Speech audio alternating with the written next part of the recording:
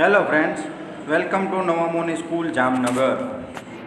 आज हम पढ़ेंगे स्टैंडर्ड 8 और चैप्टर नंबर 1 संस्कृत चित्रपदानी। फ्रेंड्स, हमने आगे के स्टैंडर्ड में 6 और 7 स्टैंडर्ड में चित्रपदानी पढ़ी हुई है। यहाँ कुछ डिफरेंट चित्रपदानी है। इसका मतलब यहाँ पे अलग होता है। एसह का मतलब होता है कि अगर आपके पास कोई नज़दीक आपकी कोई जो वस्तु है आपको उसे दिखाना है तो आपको वो एसह बोलना है। एसह का मतलब होता है दिस।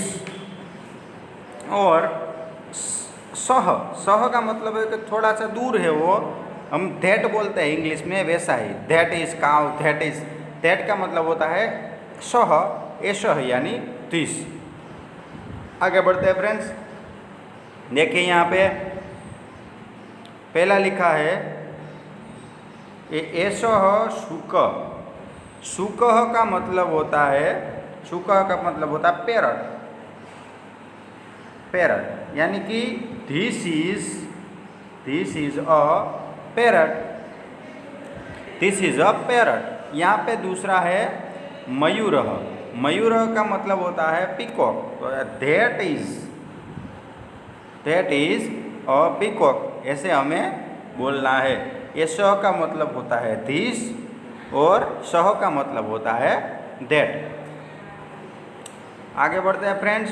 देखिए ये सह स्वानः, ये सह स्वानः इसका मतलब होता है this is a dog, this is a dog.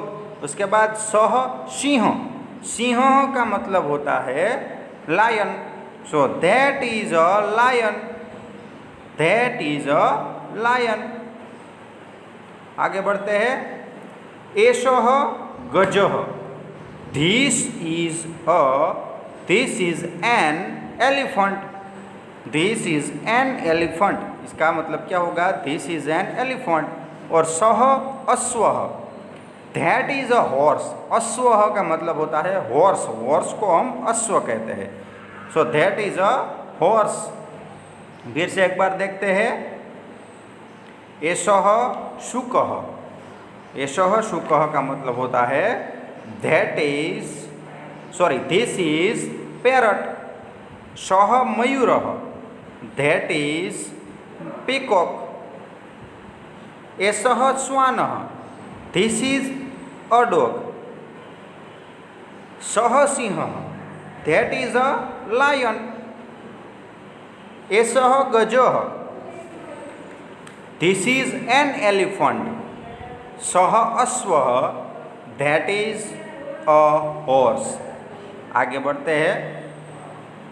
ऐसा बालिका, अभी ऐसा का मतलब होता है दिस और सा का मतलब होता है दैट। यानी हमें नज़दीक कोई वस्तु है और वो हमें कहनी है तो हम ऐसा कहेंगे। ऐसा का मतलब होता है, देखिए मैं वो आपको बाद में एक बात क्लियर करूँगा, पहले हम ट्रांसलेट कर लेते हैं। ऐसा का मतलब होता है नज़दीक वाली वस्तु और सा का मतलब होता है दूर वाली वस्तु से। देखिए यहाँ पे पहला हमारा जो सेंटेंस है वो है ऐसा बालिका, दिस इज अ गर्ल। ऐसा बालिका, दिस इज अ गर्ल।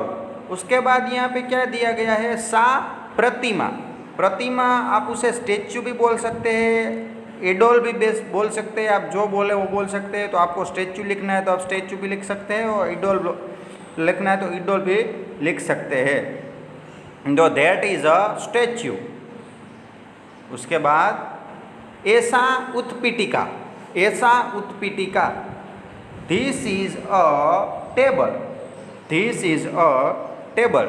सा सच्चिका, सा सच्चिका, that is a file, that is a file. उसके बाद ऐसा गीता, ऐसा Gita, this is a Gita, this is this is Gita. उसमें ए एन नहीं लगेगा, दिस इज गीता। सा पूजा, दिस इज पूजा। पता चला फ्रेंड्स ऐसा और सा के बारे में। फिर से एक बार लिख लेते हैं। ऐसा बालिका, दिस इज अ गर्ल। सा प्रतिमा, दैट इज अ स्टैच्यू। उसके बाद ऐसा उत्पीठिका, ऐसा उत्पीठिका, दिस इज अ टेबल। सा सच्चिका, दैट इज अ फाइल। उसके बाद ऐसा गीता, दिस इज गीता। ऐसा सा पूजा, दैट इज पूजा।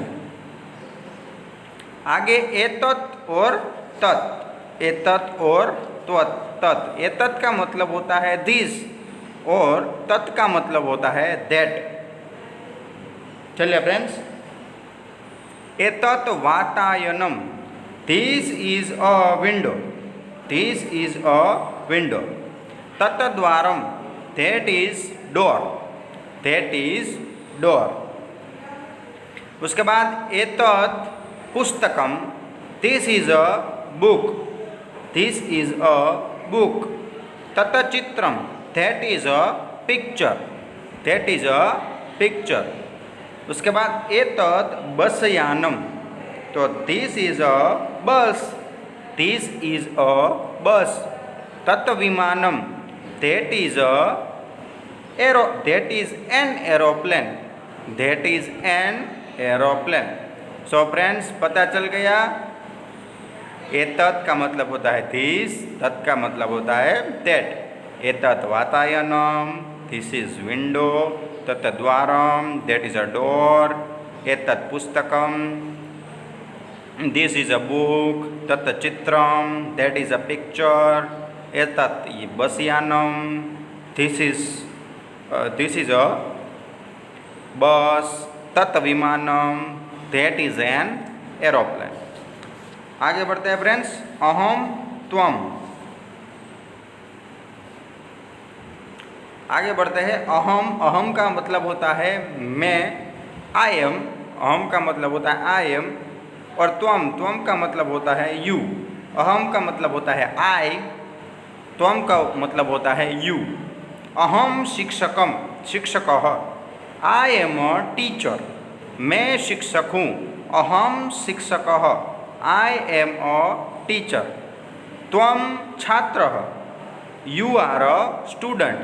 त्वम छात्रम, आप स्टूडेंट है।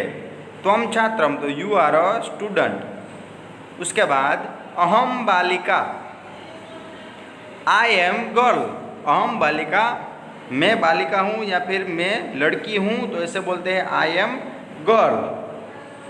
त्वम बालिका, you are a child. Sorry, बालिका है इसलिए यू आर अ गर्ल। त्वम बालिका, यू आर अ गर्ल।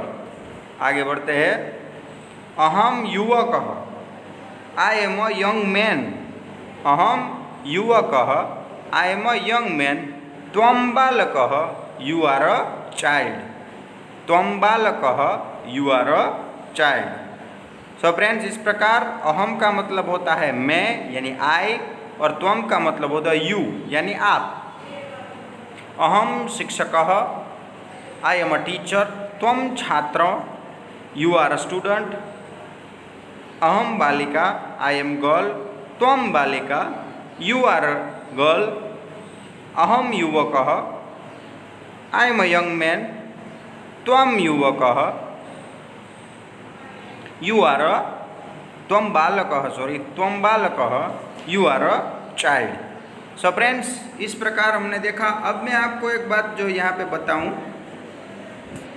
कि देखिए, ये एषः और सह, एषः और सह किस में यूज़ होता है, जो आप देखें ये सभी जो है वो पुल्लिंग है, यानी पुरुष के नाम है।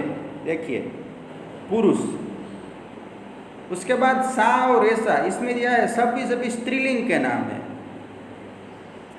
और उसके बाद तत् एतत् यानी कि सभी चीज वस्तु के नाम, तीसरा पुरुष होता है, यानी सभी चीज वस्तुओं के नाम है। इसलिए आपको पता चलना चाहिए कि जब पुल्लिंग का यूज़ होता है यानी कोई मेंस का यूज़ होता है, तो अब हमें एषः और सह यूज़ करना है। उसके बाद अगर कोई लेडी है, वुमन है, उनके बारे में बात करनी है, या फिर कोई भी ऐसी जो प्राणी है, कोई भी है जिसमें स्त्रीलिंग लगता है, उसमें हम ऐसा और सा यूज़ करेंगे। और उसके बाद जो है लास्ट वाला वो कोई भी वस्तुओं के बारे में हमें बताना है, तो उसके लिए हम तत् और एतत् का यूज़ करेंगे। सो फ्रेंड्स, यहाँ पर हमने हमारी चित्र पदानी है कंप्लीट कर ली है। इन सब का सॉल्यूशन मैं आपको PDF में दे दूँगा। Thank you.